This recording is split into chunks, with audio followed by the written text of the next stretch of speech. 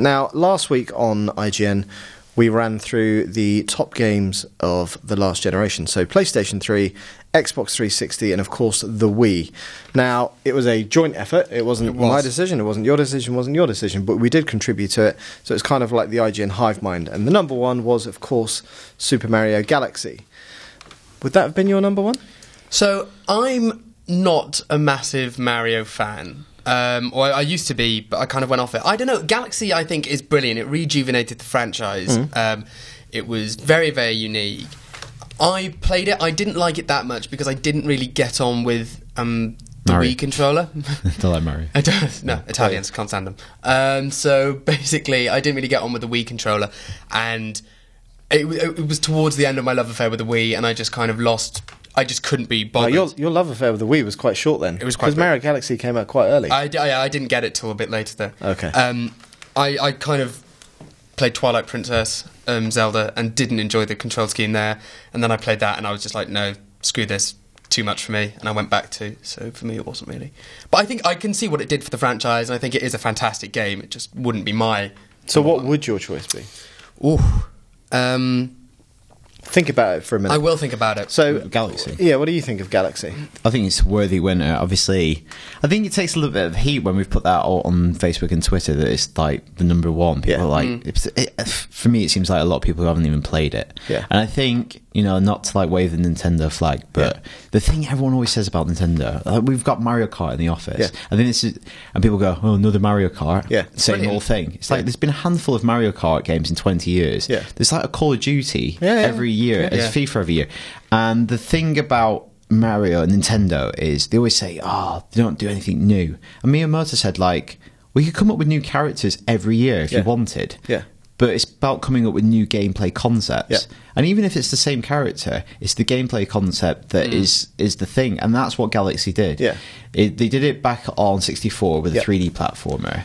And for the next generation, they did something equally innovative. They didn't for Sunshine, unfortunately. They did. I'm leaping over that, Alex. Exactly. I'm not acknowledging that. Yeah. No, Sunshine and was that's the one that that thing broke my we're talking love. about. Innovation in itself isn't like necessarily worthy, but when you match it with an overall gameplay design, and then they can like just the cherry on top is you can make it Mario, and give it all the elements of his world. It is fantastic. It is an two. amazing game. Like, Right, okay. But there was a lot of discussion around that, around kind of like Borderlands 2 versus Borderlands 1, and it's a refinement of what the template that the original did.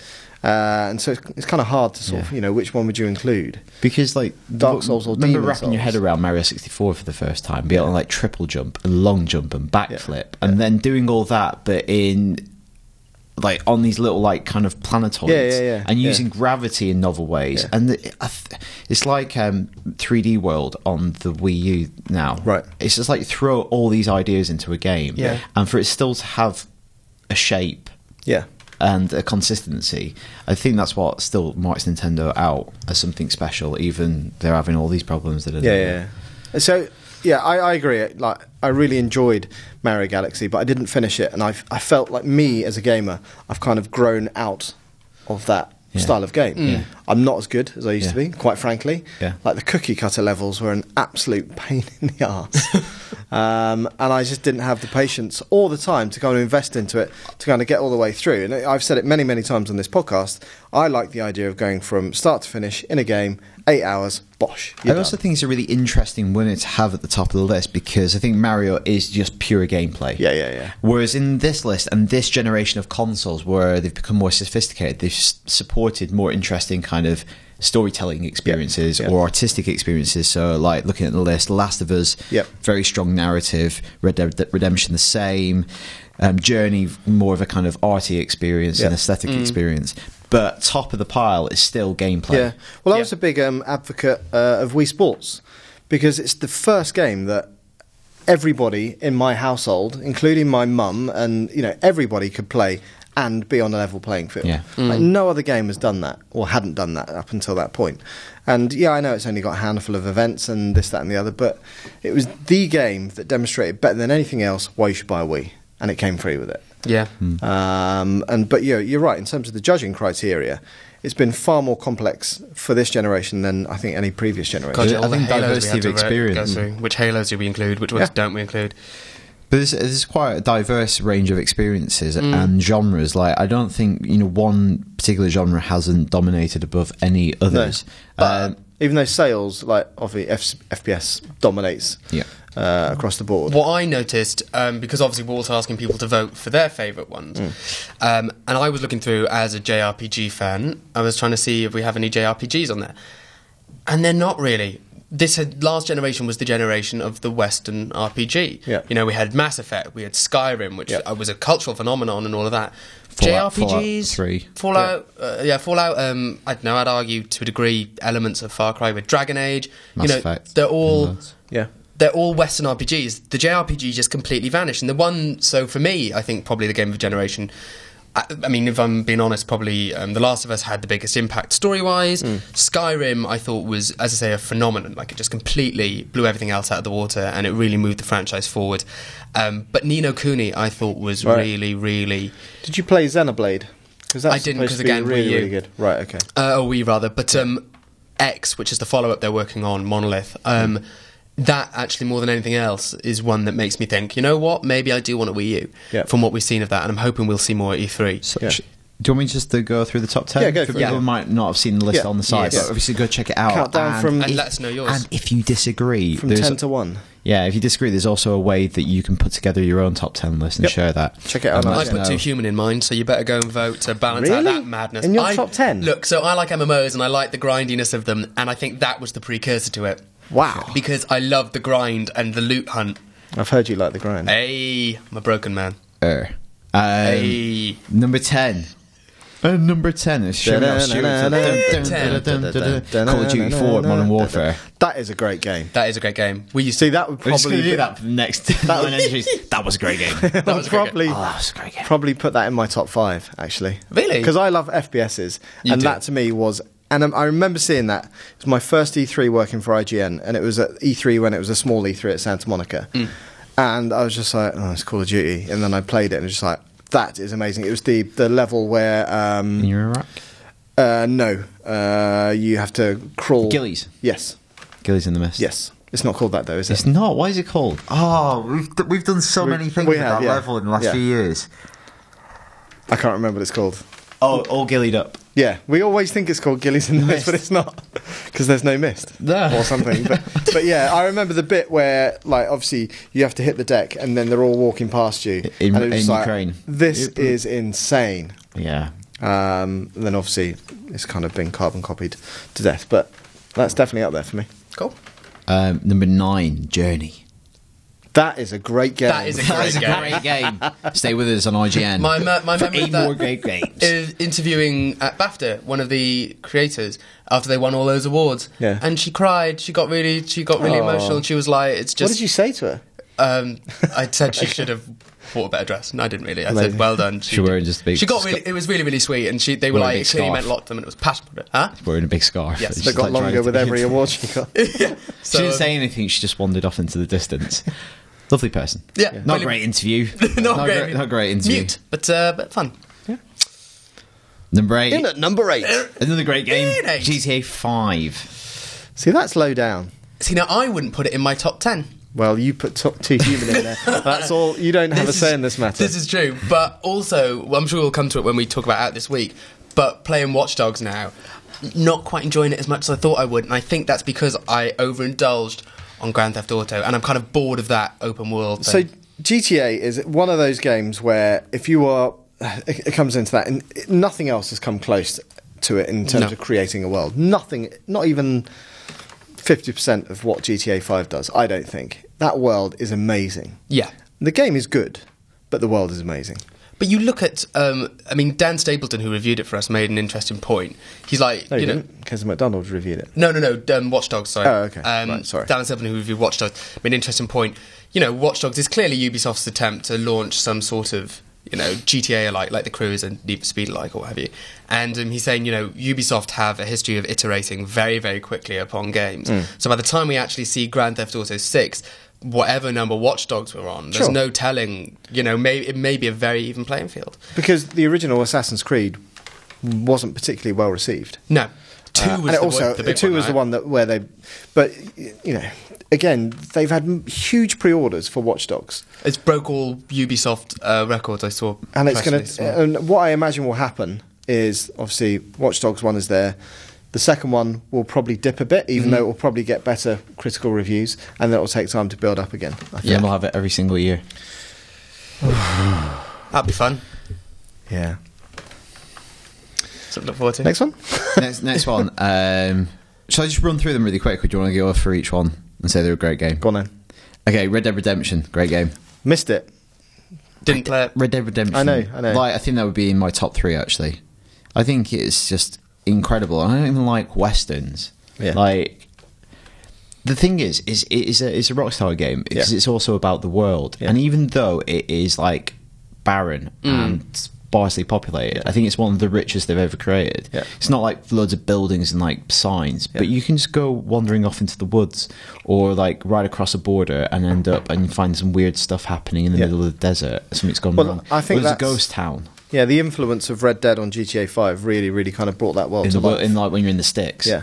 And also great story. Yeah. Like really interesting narrative about a man trying to like connect with his family after being absent for a long period of time, and has a really moving ending as well. Anyway, moving on. Great game. Great game. Minecraft. I don't play Minecraft. Don't play Minecraft. I mean, it's a phenomenon, right? And its sales figures are through the roof, so there's got to be something there. Well, of course there's something there. Well, such insight. Such insight. That was games industry pundit Luke Marley. There's definitely something there. I'm being facetious, Right. okay? I'm just making that perfectly clear. Fallout 3. Brilliant game. Played it a bit. It's not my kind of game. Very grey. Like, not a lot of colour, the greys and browns. It's a grey game. It's a grey game. There we go. Number 4, Skyrim. I loved it. Definitely not my kind of game. Really loved it. I spent the first hour walking up a hill only to be told, well, why don't you do a job and sharpen your sword? It's like, what? First row dart and all that. And all that? Insight. Number 3, The Last of Us. I loved that, actually. It was a great game. I like the story more than the gameplay. Looking back on it more objectively and trying to play through it again, I like Left Behind as well, but playing through it again, it's good gameplay. It is very, very good gameplay. But you know what? It's the story that pulled it through for me. I'm just getting a bit bored of... I want something more than just hiding behind stuff and then killing people and moving on. Yeah, but at the same time, it was really tense. God, I remember when you'd walk into a new I was room. making more of a bigger point about, I think, because of Watch Dogs I've been playing that. But and it's like, I remember sort of going back and playing Left Behind, and that feeling of walking to a new room, hearing the clickers, and it was genuine fear. It's like, oh my God. Not many games have... Right? Yeah, I can't remember what they were called. But Bloaters. And the thing is, when I started playing that game, I thought, I've got to take everything out. And that's what I was doing. Yeah. You know, laboriously trying to shoot things, be smart in how I took them out. And then I realised that actually, often it's easier just to kind of sneak past or run past. But and there's loads of stuff like the crafting as well. It took me ages to figure out that really I should be crafting this stuff or throwing the bricks and this, that, and the other. I like the performances as well. And you really did connect with those characters in a big way. You had a huge investment. Like, I'm playing Watch Dogs at the moment, and when there's a cut sequence, I'm just like, I'm looking at my phone. No, I'm... Irony. Sorry, Aiden. Got a text. Just took into it. Right, number 2, Portal 2. Another great game. Also, like, pure game. Yeah. Like, something that no other medium could do. Yeah. Portal. Like, completely game specific. Funny as well. Like, hilariously funny. Like, when GLaDOS is just, like, taking the mick out of you. And how unfashionable you are. Or when she gets put into the little battery run on a potato. It's like really brilliant. Idiosyncratic game. And that takes us back to Mario Galaxy. Which we talked about. So let's round this off. What would your number 1 be? Luke, you've had time to think now. My number 1, actually, I reckon, for all it did, probably Skyrim. Right. I reckon. And then just beating The Last of Us into number 2 and Ni no Kuni into number 3. But Skyrim, because it was massive, and it's one of those games like GTA was for a lot of people. You know, it's kind of, it gives you the tool set to create your own adventure. And I believe that that's what Skyrim did for me, and I just thought it pushed the boundaries. Morrowind was which was the third Elder Scrolls game, was one of the first games that really just made me fall in love with the medium more than anything else before it. And I just thought, in the absence of a decent Final Fantasy last generation, I will go for Skyrim. because it really pushed the thing. Creeper? I just quickly went through the rest of the list to see what else was there. I'm not going to say Dark Souls because I'm a Johnny-come-lately, and I know you have a go at me. I would never do such a thing. But having played that is incredible. Like it's like what I want Zelda to be now. It's like a really like dark Zelda. Yeah, it is incredible. Yeah, and I know you'd love it, but I know you would never play it. You would. I wouldn't have the time. Absolutely. Yeah, I'm sure I would, but I don't have the patience. I think. Oh, it's so difficult. I think I'm gonna go probably Red Dead Redemption. I think that's the game that you always reference. You always talk about it. Makes sense, right? Yeah, it's like I played it a lot just before I got my job at IGN as well, and it does change the way you look at every day, things, like for hours on end, and I just So I think if it had come out at a different time, I would have played it as much as you did, and I would have enjoyed it as much as you. But unfortunately, it came out exactly the same time as my daughter, and I had to spend more time looking after her than I did playing the game. Priorities, Alex. Unbelievable, isn't it? Yeah. What about you, Al? What's yours? Well, so it's probably not the best game on the list, but the game I probably enjoyed the most is Far Cry 3. I really, really loved that game. Like, probably more than I Christmas. should What, have 2012? Yeah. Because I'd been here about a year. And I just like things similar to GTA. I just like spending time in the world and hunting things and thinking of ways to kind of take over the little outposts and, you know, just experimenting and pissing around. Bungee Shark. Yeah. So GTA is definitely up there for the same reasons. I really, really enjoyed it. Yeah, 5, yeah. And then Last of Us. So those are my top 3. I probably did enjoy Far Cry 3 the most, which is kind of a bit out there. But there you go. Oh, Far Cry 4. Far Cry 4. Come on. Okay, so you can let us know your games of the generation over on the site. You can find that link everywhere, really. Or you can drop us an email at ign_UKfeedback@ign.com. But please vote, because we've spent ages building the nice little thing on. We have. You should vote. Basically, or email it. Don't email it and ask us to put it in for you. What? All right, Luke will do that. Yeah. You've just nominated yourself to do that. Data entry. My backup career.